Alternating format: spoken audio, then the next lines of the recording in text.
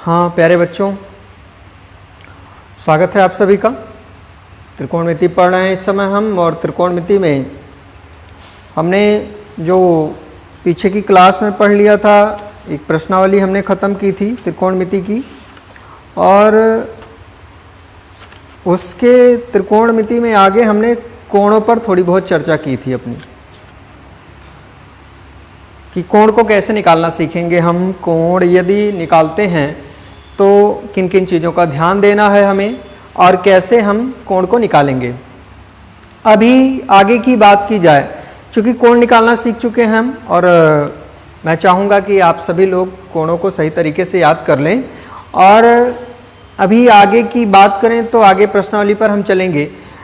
आपको ध्यान हो तो मैंने पहली प्रश्नावली जब आपको पढ़ाई थी तो पहली प्रश्नावली में लास्ट वाला क्वेश्चन जो जिसमें सत्य असत्य छांटने थे वो मैंने छोड़ दिया था।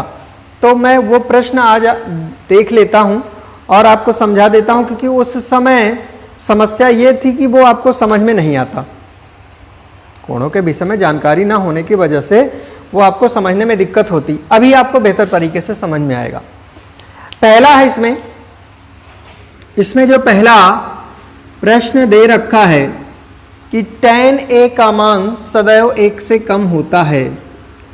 tan a का मान सदैव 1 से कम होता है। सदैव 1 से कम होता है। तो याद कीजिए पीछे की क्लास आपको बताया था, मैंने बताया कि tan में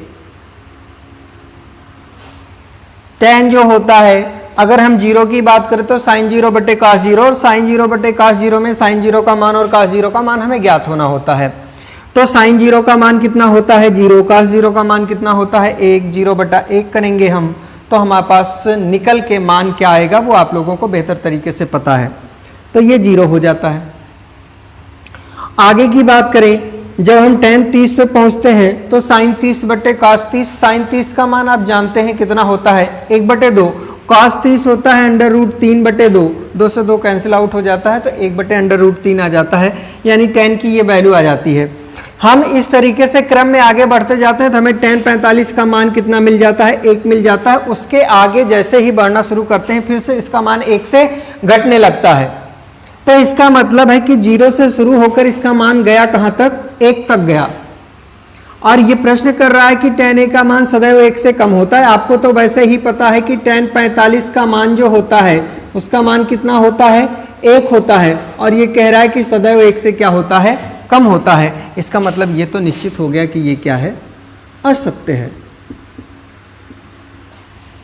बात क्लियर हो रही है कि tan a का मान सदैव 1 से कम होता है? ऐसा बिल्कुल नहीं होता, क्योंकि tan 45 का मान कितना होता है 1 होता है। तो इसलिए आपको यहाँ ध्यान देने की आवश्यकता है कि प्रश्न में कह रहा है सदैव 1 से कम होता है, इसका मतलब है ये गलत कह रहा है, तो कथन क्या है असत्य है। दूसरे प्रश्न की बात करें, दूसरा जो इसमें कहा है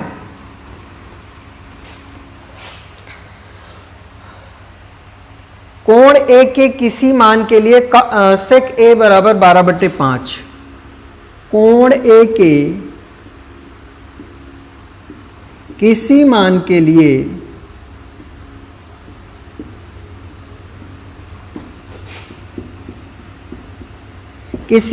लिए दे रखा है उसने sec a बराबर 12 बटे।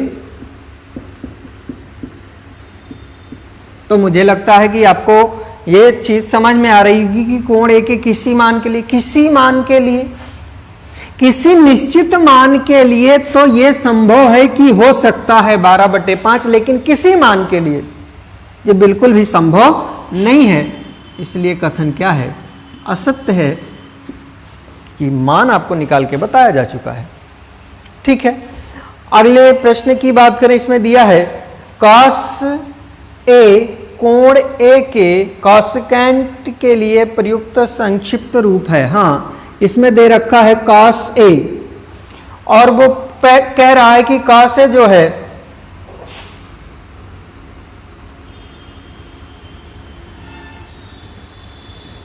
कॉसेकेंट के लिए प्रयुक्त संक्षिप्त रूप है। हाँ, ये देखिए, ये जो cos a है ये इसका संक्षिप्त रूप नहीं है, क्योंकि इसका संक्षिप्त रूप हमारे पास क्या मिलता है, cosec मिलता है। वास्तव में ये cos a जो है वो संक्षिप्त रूप है किसका, कोसाइन का संक्षिप्त रूप है। ये कोसाइन का संक्षिप्त रूप है क्या, cos a। ये किसका, cosecant किसका संक्षिप्त रूप जो है वो क्या है, cosec a है। ध्यान रखिएगा ये आप। तो इस लिहाज से ये भी कथन क्या हो जाएगा आपका, असत्य हो जाएगा। इस हिसाब से ये कथन भी आपका असत्य हो जाएगा। अगला कह रहा है काट ए, काट और ए का गुणनफल होता है। इसने दिया काट ए, कह रहा है कि काट ए, काट और ए का गुणनफल होता है। प्रश्न में कह रहा है कि काट ए, काट और ए का गुणनफल होता है, गुणनफल होता है, गुणनफल होता है। कह रहा है कि काट ए, काट और ए का गुणनफल होता है। तो ऐसा बिल्कुल नहीं होता, क्योंकि ये काट जो है ये क्या है, एक रेशियो है, एक अनुपात है, और ये इसके साथ लगा हुआ क्या है, कोण है, और ये दोनों एक ही चीजें हैं। तो जिसे हम इस अनुपात के साथ इस कोण का अनुपात ज्ञात करते हैं, यानी इस कोण ए का हमने यहाँ क्या ज्ञात किया है, अनुपात ज्ञात किया है। तो ये गुणनफल नहीं है, इसलिए ये भी कथन क्या है, असत्य है। बिल्कुल क्लियर है। नेक्स्ट प्रश्न देखिए क्या कह रहा है, किसी भी कोण थीटा के लिए साइन थीटा बराबर 4/3। कह रहा है किसी भी कोण थीटा के लिए साइन थीटा बराबर 4/3, साइन थीटा बराबर 4/3, जो कि संभव नहीं है। किसी निश्चित कोण के लिए वो कहता कि थीटा बराबर साइन थीटा बराबर 4/3, तब तो ये संभव था, लेकिन एक निश्चित कोण के लिए ही संभव था। यहां प्रश्न में वो कह रहा है किसी भी कोण के लिए। अब किसी भी कोण के लिए साइन 45 के लिए हम जानते हैं कि हमारे पास मान 1/√2 होता है। साइन 60 के लिए हम जानते हैं कि हमारे पास √3/2 मान होता है। तो किसी भी कोण के लिए तो ये संभव नहीं है। इसका मतलब है कि ये किसी निश्चित कोण के लिए तो पॉसिबल हो सकता है, लेकिन किसी भी कोण के लिए ऐसा पॉसिबल नहीं है। इसलिए ये कथन भी क्या है, असत्य है। और ये आपका प्रश्नावली 8.1 का अंतिम क्वेश्चन था, अंतिम प्रश्न। तो अभी आपको क्लियर हो गया होगा, ये पूरी प्रश्नावली 8.1 आपकी क्लियर हुई होगी। इसे मैंने छोड़ा इसलिए था क्योंकि इसमें कोण का प्रयोग था। कोण अगर आपको पता नहीं होते, समझ में नहीं आए होते, तो आपको ये जानना थोड़ा सा मुश्किल होता। तो अभी यहाँ तक की बात आपको क्लियर हो गई होगी। तो हम आगे चलें अगली प्रश्नावली पर। अगली प्रश्नावली इंतज़ार कर रही है हम लोगों का, और थोड़ा थोड़ा करके देख लेते हैं। 2-2, 4-4 क्वेश्चन करके आराम से हम लोग सॉल्व करेंगे। बड़ी आसानी से सारे सॉल्व हो जाएंगे, आपको कहीं किसी प्रकार की समस्या नहीं होगी। और कोई भी समस्या यदि होती है तो आप मुझे इंडिकेट करते रहेंगे। उसके लिए हम अगली प्रश्नावली की चर्चा करेंगे। और हमारे पास जो प्रश्नावली है वो क्या है, 8.2 की बात करेंगे। प्रश्नावली 8.2। और इसके पहले प्रश्न को देखते हैं कि इसका पहला प्रश्न क्या है। पहला प्रश्न दे रखा है कि निम्नलिखित के मान निकालिए। और उसमें जो क्वेश्चन दिया है साइन 60 cos 30, पहला प्रश्न दिया है sine 60 cos 30 plus sine 30 cos 60।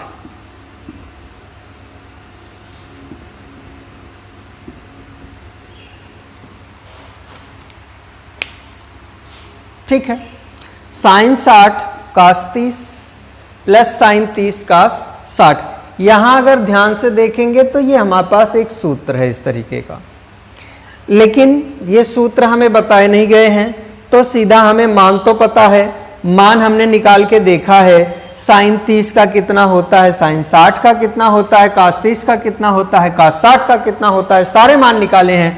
तो सिर्फ वो मान रख के हमें जोड़ लेना है। यहाँ बिल्कुल भी किसी प्रकार की समस्या नहीं है। देखिए साइन 60 की वैल्यू कितनी होती है, आप लोगों को पता है, √3/2। कास 30 का मान कितना होता है वो भी आप जानते हैं, बताने की आवश्यकता नहीं है, √3/2। प्लस यहाँ साइन 30 का मान कितना होता है, 1/2। कास 60 का मान कितना होता है, 1/2। यहाँ देखिए भिन्न में आपको पता है कि ऊपर का गुणा ऊपर होता है, नीचे का गुणा नीचे, तो ऊपर ऊपर का गुणा कर लेते हैं। यहाँ भी √3, यहाँ भी √3, सेम राशियां हैं। आपको ये पता है कि √a में √b का गुणा करते हैं तो हमारे पास हो जाता है √a गुणे b। अगर यहाँ बात नहीं समझ में आ रही तो आप इसे दिखा सकते हैं √3 गुणे 3 बटे 2 दूनाई 4, प्लस यहाँ 1 का गुणा 1, 2 का गुणा 2 में करेंगे तो क्या हो जाएगा, 4 हो जाएगा। और आप जानते हैं कि रूट में 2 का पेयर बनता है और 2 के पेयर से एक बाहर हो जाता है, तो ये क्या हो जाएगा आपका 3/4। 3/4 प्लस 1/4, और इसे हम ऐड कर लेंगे तो कितना हो जाएगा, 4/4। कैंसिल आउट करेंगे, मान कितना आ जाएगा, 1 आ जाएगा। और अगर हम सूत्र की बात करें तो ये sine a cos b, sine a cos b और cos a sin b। Sine a, यहाँ देखिए a की वैल्यू कितनी 60 ली है, b की वैल्यू कितनी ली है, 30 ली है। यहाँ भी a की वैल्यू 60 है, b की वैल्यू 30 है। तो ये sine a cos b plus cos a sin b, ये हमारे पास एक फॉर्मूला होता है। क्या होता है ये, साइन a प्लस b।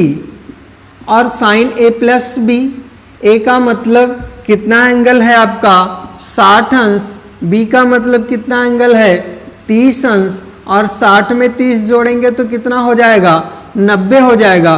और साइन 90 का मान कितना होता है।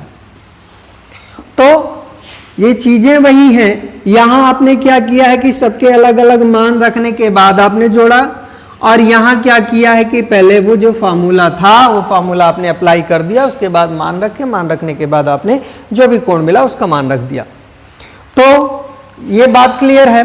इसका दूसरा क्वेश्चन देखिए, मैं आपको लिखा देता हूं, आज ही मुझे आप इसका रिप्लाई देंगे, आज ही करके बताएंगे, बल्कि अभी अभी तुरंत उठाइए आप कॉपी और पेन और तुरंत मुझे इसका रिप्लाई दे दीजिए कि कितना आएगा इसमें।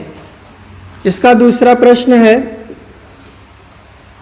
2 tan square 45, 2 tan square 45 plus cos square 30 minus sine square 60 plus cos square 30 minus sine square 60। इसे तुरंत करके दिखाएंगे मुझे। इसका तीसरा प्रश्न जो है, तीसरा प्रश्न कह रहा है